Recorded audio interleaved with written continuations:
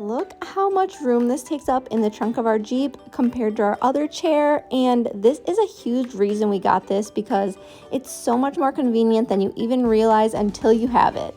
It's 100% nylon, it's easy to wash down, it's tip-proof as you see, and honestly, this is just as comfortable as any pop-up chair we've ever owned, and for only weighing 3.5 pounds, you wouldn't expect it to be as supportive and sturdy as it is, but I think that's what also allows it to feel so comfortable and relaxing, even for my husband.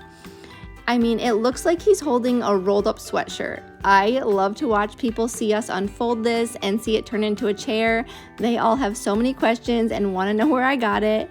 I've started noticing them a lot at the campground too because it's especially convenient for not taking up much room in a small camper.